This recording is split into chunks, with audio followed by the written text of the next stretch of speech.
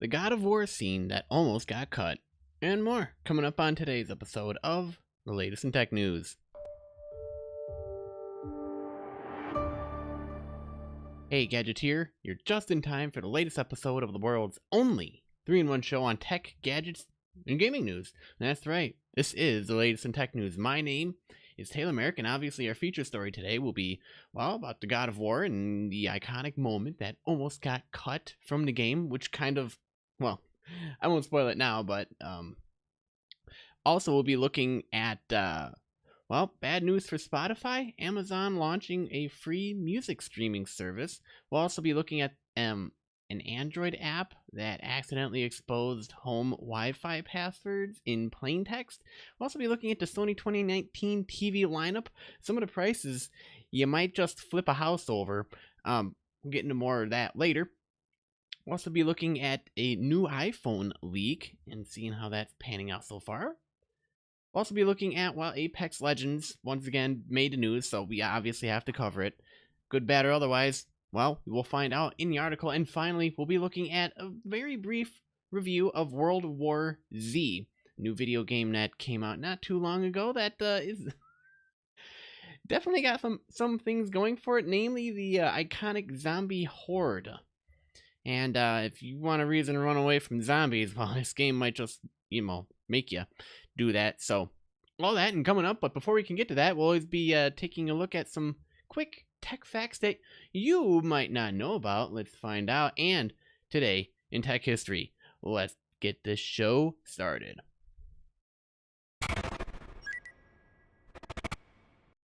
No, not trivia. Okay, Octavius decided to get drunk off of Easter eggs over the weekend. He's my producer. He was supposed to update the graphic that I was using over the weekend. Didn't do squat, so it's still, if it says trivia and you're watching the video of this, sorry guys. I'm trying to get that changed over, but outside of that, hope you guys had a good Easter weekend. For those of you who celebrated, and for those of you who didn't, hope you had a good weekend off and you were able to enjoy it, able to spend time with friends and family and outdoors, nature, stuff like that. Hopefully not cooped up inside. Anyways, did you know that although GPS is free for the world to use, it costs $2 million per day to operate? That money comes from American tax revenue. So the next time you activate GPS and you're American, say, thank you myself for paying for this. And if you live anywhere else in the world, you could say, thank you, America, for GPS. And not to make you feel bad, I mean, great, now I just offended the, listeners in 70 other countries around the world. No, it was actually a pretty interesting invention, and GPS is quite helpful, is it not? And also, finally, did you know that Ubuntu is one of the more popular distributions of Linux? The word Ubuntu comes from an African word meaning I am because of you.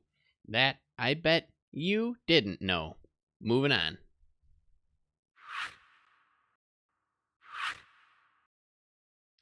Alright, today in tech history, we take a look back to see what happened on this day in history so that we can appreciate whatever came out of today, current history, so hopefully we don't repeat past history, but maybe we do. As far as I'm concerned, it gives us a greater appreciation for technology and everything else that is as it is today. So being that today is April 22nd, 2019, on this day in 1993, version 1.0 of the web browser Mosaic is released by the National Center for Supercomputing Applications. It's the first software to provide a graphical user interface for the emerging World Wide Web, including the ability to display inline graphics. The lead Mosaic developer is Mark Andreessen, one of the future founders of Netscape. So there you go.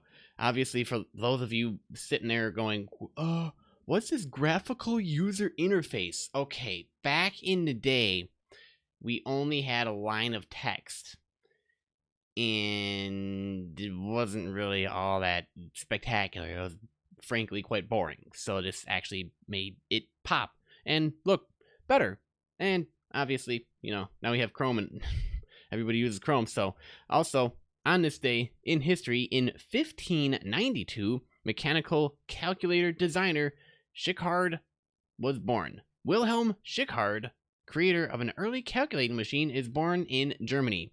He uses wooden gears to build an adding machine in 1623 called the calculating clock that could add and subtract up to 6-digit numbers. Impressive at the time. Obviously now we're like, I could just press a button on my phone and open up the calculator.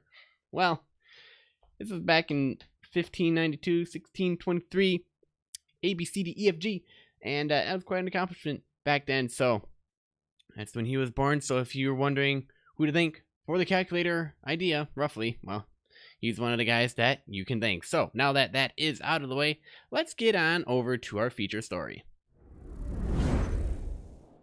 All right. So our feature story today is, well, the God of War moment that nearly got cut. And Cory Barlog actually took to, what is it? GameSpot's new show, Audio Logs, to talk about the whole thing. Because, well, here's what you don't understand about God of War if you hadn't played it up until this point. Well, you had no idea. So, obviously, this moment is kind of what brought the whole franchise right back into it, and then went, oh, guess what? And then now we're relaunching it, and in a new direction.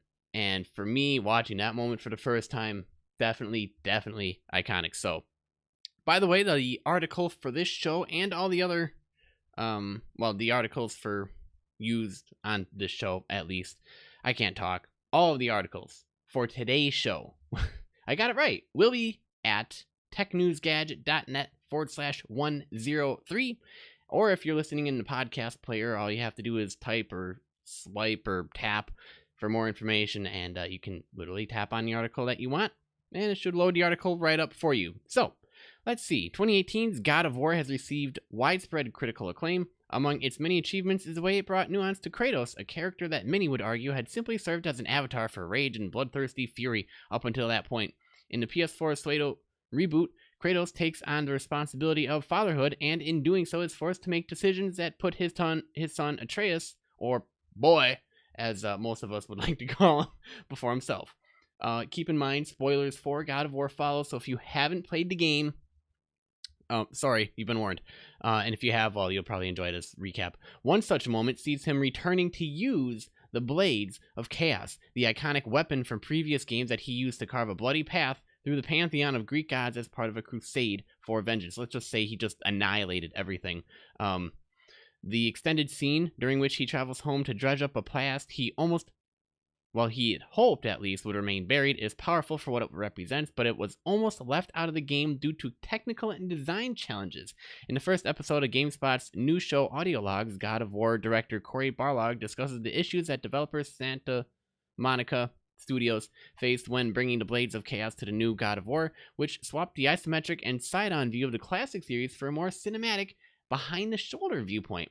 Now, he explained the payoff that we actually got the Blade of Chaos right, that was always in question. We didn't do the blades until probably the last year of development.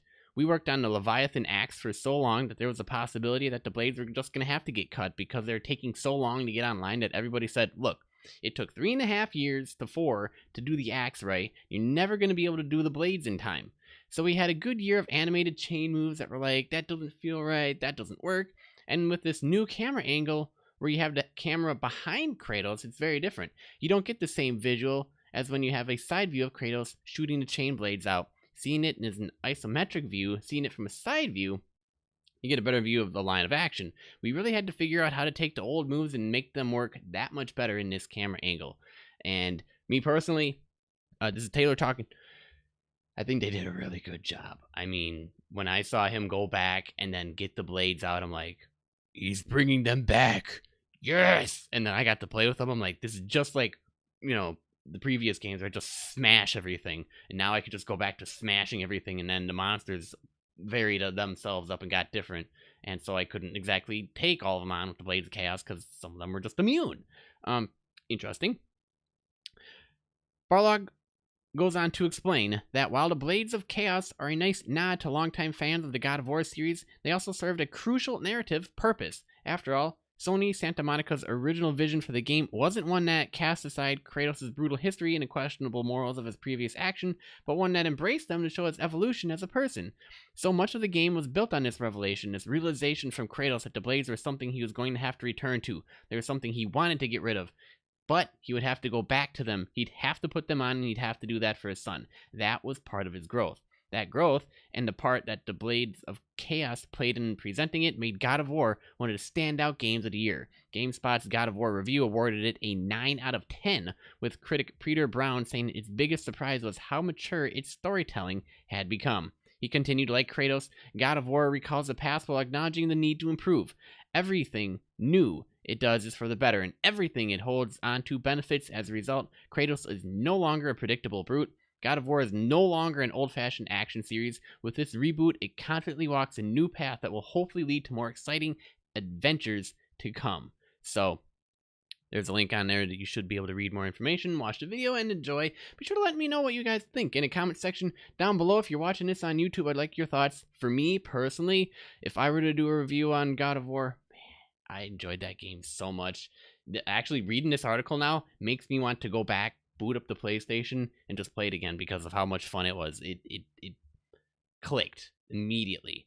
The axe, I was like, I hope I don't have to play with this stupid axe the entire time. I mean, I'm starting to get a hang of it. I'm starting to enjoy the moves and some of the combos I can get going on. And then the blades came out. And I'm like, yeah, that's it. And then when it ended, I went, what? No way. And he was like, boom. And I'm like, oh, dang. Can't wait till the next game comes out. Spoiler alert. I'm not telling you any more than that. And if you haven't played the game, play it. You'll enjoy it. And if you have, well, you know what I was talking about.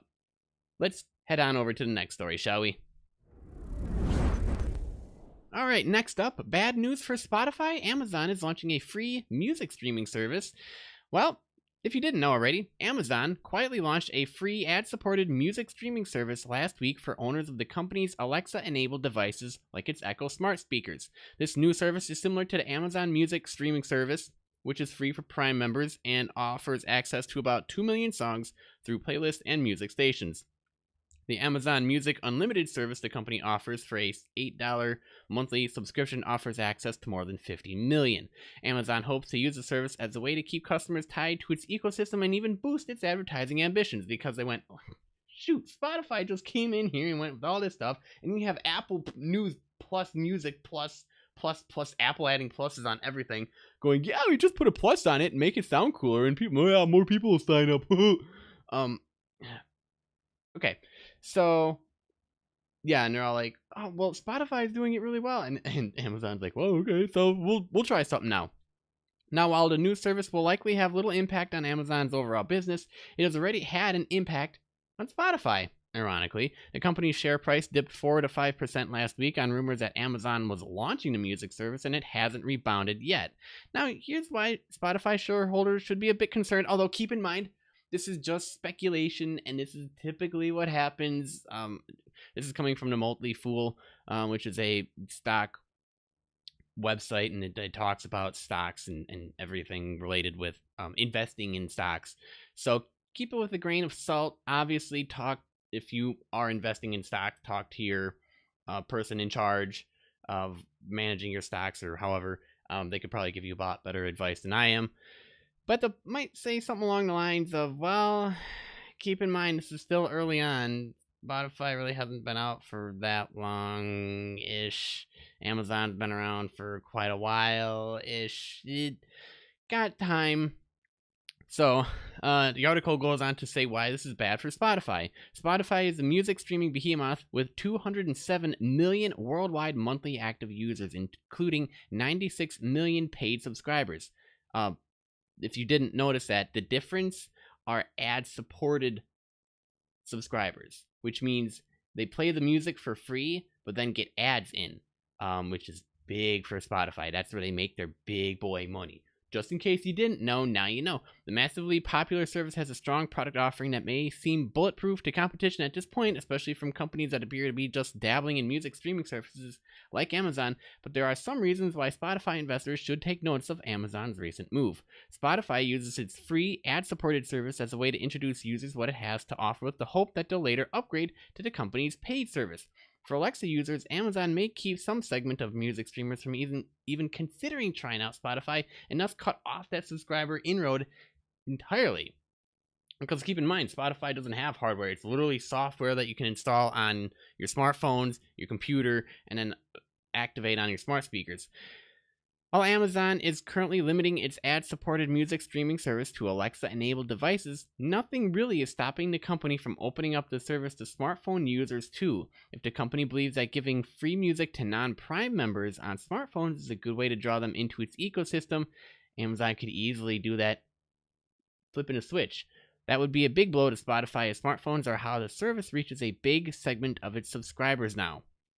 Now, keep in mind, Spotify was already facing competitive pressure before Amazon's latest move. Just this month, the Wall Street Journal reported that Apple Music Premium subscribers had overtaken Spotify's paid members in the US. Apple reportedly has about 28 million premium subscribers in the US, and Spotify follows with 26. Additionally, Spotify is directing nearly 70% of its yearly revenue right now towards paying for music streaming rights, and there's really no sign of that improving. You can thank the existing ecosystem of which iTunes has had to sludge through for eons at this point. The company needs to continually boost its subscription sales to cover these licensing streaming rights and costs as it works towards becoming profitable. Meanwhile, competitors like Apple and Amazon have deeper pockets to help cover expenses and can't afford to take more time to eventually earn money from their services. So, while Amazon's new music streaming service won't be the one thing that topples Spotify's streaming dominance, is creating yet another competitor that Spotify will have to account for in its efforts. With Apple Music becoming a bigger threat and music streaming rights continually putting financial pressure on Spotify's business, Amazon's new service will undoubtedly add to the company's stress. So, there you have it. And in the meantime, me personally, I'm still going to be using Spotify because the music that I want to listen to is on Spotify, and I've been using it for a while and might change. Even though I have Amazon Prime. Sorry, not sorry. Moving on to a bit of, well, interesting news. If you use this app, the passwords of the private Wi-Fi networks you connected to might have just been leaked online. Thousands of users of an app called Wi-Fi Finder, the stated purpose of which is obviously to locate and provide credentials for public Wi-Fi hotspots, inadvertently submitted their own home Wi-Fi passwords to the app's database, which has now, unfortunately, leaked online. Oh boy. Well, TechCrunch reported today that the app, which appears to be based in China, because why not, has been used by over 100,000 people to collect more than 2 million Wi-Fi passwords globally. The database includes network names, precise geolocation, and plain text passwords, among other data. The app enables users to upload lists of stored Wi-Fi passwords, but it has no mechanism to differentiate between public hotspots and home networks. Thousands of users in the US alone apparently failed to notice this, to say nothing of developers of the app obvious failures. Now, the database itself was discovered by Sanyam Jain, a security researcher and a member of the GDI Foundation. For over 2 weeks, him and another security reporter, Zach Whitaker, tried to make contact with the company behind the app, which is listed as Profusion on Google Play. They were unsuccessful. Eventually, cloud host DigitalOcean stepped in and took the database offline. So, hypothetically, an attacker, if they have access to this information, could use the credentials to fiddle with router settings, intercept logins, spread malware across the network, and take over smart home devices such as security cameras. Career cyber criminals would likely find this process tedious. However, it's far easier these days to spam a single malicious link out to a few million users and see who takes the bait. So, yeah. So, what's horrifying is the knowledge that so many people are continuing to download apps developed by companies no one's ever heard of, granting them access to all sorts of personal information about themselves and others. Downloading Wi-Fi Finder, for example, required users to surrender access to their location, full contact list, meaning phone numbers and email accounts of all their friends and family members, and in some cases their birthdays and social media profiles, as well as, for no particular reason, the ability to read, modify, and delete data on their phones. And if you didn't already notice, guys, I'm just punching the microphone on accident. Do not use apps that demand these permissions. So, Google Play has been having some fun trying to figure out what's been going on and having to delete apps and a bunch of other stuff. Yeah, so if you're on Android, guys, please please pay attention to the apps that you download. Only download from trusted sources and be very aware of what permissions you're giving to the company of the app publisher. You want to be careful. So unless you want something like this to happen, well, keep that in mind, because something like this very well could happen. All right, moving on to some gadget news. Guys, do you like big TVs? Do you like 4K TVs? No, make that 8K TVs. Remember what I said about y'all flipping a house over some of the prices of these TVs? Well, let's take a look, shall we? Oh, and by the way, if you're listening to the audio version of this, you're missing out on all the pictures and the video that goes along with this. Head on over to youtube.com/TechNewsGadget to get the whole entire video, or you could just tap on the article link and it'll take you right to that as well. Big pictures and all. Now, we all knew that 8K TVs would be expensive, but we never thought they could be this expensive.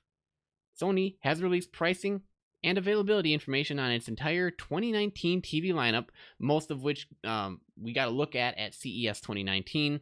And while there are plenty of competitively priced options to be excited about, the company's monstrous 98-inch 8K LED LCD TV isn't one of them. Of course, why not? We'll just have to wait longer for that one.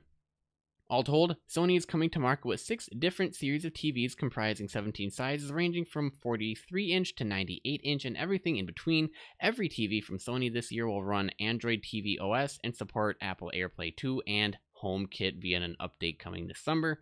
We see some familiar features returning, including Sony's X1 Ultimate Picture Processing chip on premium models, Dolby Atmos and Dolby Vision support, just like you have in the movie theaters, and Netflix calibrated mode for what it's worth, while IMAX Enhanced debuts as the latest branded feature. Although, still, keep in mind, guys, these TVs will not line up to actually going and seeing the same kind of movie in the movie theater.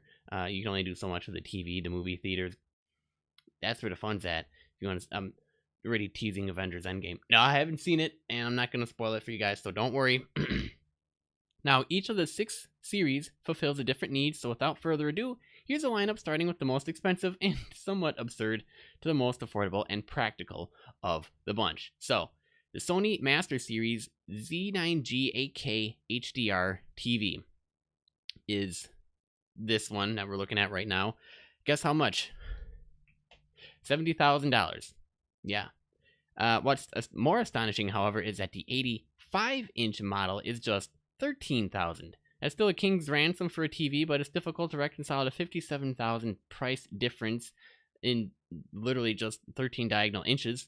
The Z9G is armed with Sony's X1 Ultimate processor, which is key considering this TV will rely heavily on upscaling until 8K content is more readily available. Sony's 8K TVs will be upscaling lower res content to help fill all 33 million pixels on display. So that'll be rolling out for those models in June. Moving on, the Sony Master Series A9G 4K OLED TV is, will be available in May. The 55-inch is $3,500, 65-inch is $4,500, and the 77-inch is $8,000. Looking at this one, we got the Sony A8G 4K OLED TV. While this one might be a step down from the ultra premium Master Series, it's less expensive, appears to be the OLED TV most Sony fans will want to buy, and obviously the X1 Ultimate processor is in here, this time highlighting what the company calls object-based HDR remastering, along with the 4K HDR super bit mapping and dual database processing. The 55-inch is coming in at $2,500, the 65-inch coming in at $3,500, both of which will be available in May. And then there's the Sony X950G 4K, and this is a series they suspect most die-hard Sony fans without a small fortune in savings will gravitate to if an upgrade is in the cards for this year. This one, let's see, availability dates were provided, so they should technically be out now. 55-inch is $1,400, the 65-inch is $2,200, the 75-inch is $3,500, and the 85-inch is $5,000. $2,000. And then there's the Sony 850G 4K HDR TV, available for $3,500, and it only comes in 85 inches. And then there's the Sony X800G 4K HDR TV, ranging from the low end 43-inch at $650 to the 75-inch at $2,000.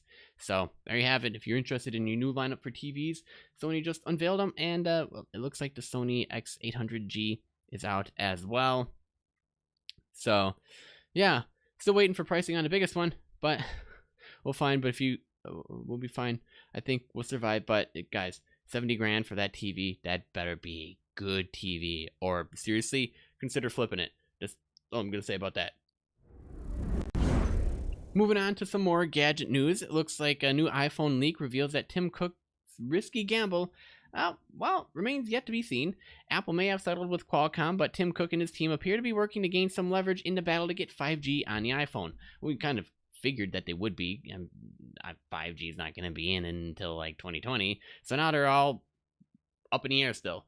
The latest leaked details on Apple's 5G plans for the iPhone have been covered by noted analyst Ming-Chi Kuo after finally putting to bed the IP issues with Qualcomm and gain access to its 5G technology, albeit at a potentially high cost. Tim Cook is gambling that new relationship by reportedly working with Samsung for inventory of the South Korean company's 5G chips. The market was worried that Intel's disappointing 5G baseband chip development might be the most severe uncertainty for the new 2H20 iPhone model's adaptation of 5G, but we believe the uncertainty has been removed after Apple and Qualcomm's end of patent dispute, an entrance into a 6-year licensing deal, and Intel's announcement that it will exit the 5G baseband chip business. We expect Apple will likely adopt 5G baseband chips made by Qualcomm, focusing on the mmWave markets, and Samsung focus on sub-6 GHz markets for lowering supply risk, reducing costs, and having better bargaining power. So, bringing Samsung in as a 5G supplier is a classic Cook move. The objective to create an internal market with a major and a minor supplier should force both to offer competitive pricing, with the assumption that the volume of an Apple purchase makes up for the smaller margin. That's a risky call given the new supplier relationship. It's also pretty standard play from Apple, and it's one that anyone paying attention will have seen in other areas such as screen display, technology, and memory chip supply. Pretty sure that Qualcomm has been paying attention and are expecting such a move from Apple, and that the long-term contract with Apple will have a number of stops in the terms to block this game playing. Apple needs Qualcomm a lot more than Qualcomm needs Apple at this stage. Alright, moving on to some gaming news. Apparently, Apex Legends doesn't seem to be looking okay. There's disappointment signaling substantial pain ahead. A lot has happened to EA since the last article in February. Despite what we believe to be deteriorating fundamentals, EA stock has actually remained pretty stable. EA stock has only recently started to gap down. However, we don't see this as a buying opportunity. Still think investors should continue to avoid the stock. Well, and to get into it, we said it before and say it again. Apex is overvalued. It is successful for a battle royale game, but it won't reach Fortnite levels. Not even close. What once used to be touted as the Fortnite killer. Granted, it was quite impressive on its own, and the marketing tactic that they had go behind it really launched it into popularity, but that only lasted a couple of months. You kind of figured it would. So you guys got to keep doing something to keep people interested. Although Apex did have a strong launch, this traffic was mainly acquired and not organic. EA spent millions to pay streamers to stream Apex gameplay on launch day and a few days afterwards. When the streamers quit or stopped streaming Apex, interest in Apex dropped sharply. You're looking at a couple Google trends here. We see this big, massive spike right in the middle of February, and we're looking at right now, and it kind of almost essentially seems to be kind of flatlined. And if we look in Twitch metrics, as you can see, both viewership on Twitch and searches on Google declined substantially, but ironically at the exact same rate for each other. The streamers on Twitch and then the Google trends on Google search and everything else, they decline ironically at the exact same time. So yeah, what do you guys think? Are you still want to play Apex because it's a better game overall? Or do you kind of tend to stay with Fortnite because Ninja plays it and you're used to it? I don't know. Let me know down in the comments. Always interested. I haven't actually played both for quite a while now, so I'm probably out of the loop. I've been playing League of Legends. Speaking of League of Legends, look at this Tower of Zombies. By the way, this is the last article that we'll be looking at today. I won't go into the entire article, but I will be looking at it a little bit. And what is that article, you might ask? Well, World War Z. It's a review piece by Polygon. By the way, I'll have the link to, well, the link for the show notes for all the articles mentioned today are technewsgadget.net/103. And let's dig into the article a little bit. World War Z is an okay multiplayer game elevated by hilarious zombie physics. World War Z is a patchwork of a game, much like the mixed bag of a movie it's based on. Both game and movie share one standout gimmick: astonishing, often hilarious zombie hordes. This is actually making me want to watch a video on it or maybe delve into playing it myself. But there are so many zombie fiction depicting small crowds of shambling undead, the World War Z fiction depicts zombies like ant colonies. They're fast, cooperative, and able to swarm in massive numbers. Meaning it could crash your computer too. So you've been ultimately warned. World War Z, the game, is probably the closest thing we'll get to a Left 4 Dead 3 in 2019. There are 4 cities where you can play through slices of New York, Jerusalem, Moscow, and Tokyo. Each city has 4 survivors and up to 3 levels to fight through. You start up a campaign, queue up with 3 other players, where you can pick a survivor. You're offered a basic set of weapons, but you have to find upgraded weapons as you continue on in your adventure. Missions are straightforward point A to point B affairs. At times I have to gather supplies or set up traps. Other times I just need to advance to my next destination, slaughtering the undead along the way. Now, there's a class system as well, adding a little bit of depth to progression. Instead of learning level layouts, enemy spawns, or strategies to deal with special infected, I focus on unlocking stat bonuses or upgrades. One class, the Slasher, can get health boost or extra attacks upon successfully killing a chain of enemies, while another, the Exterminator, unlocks boosts to explosives and area of effect damage.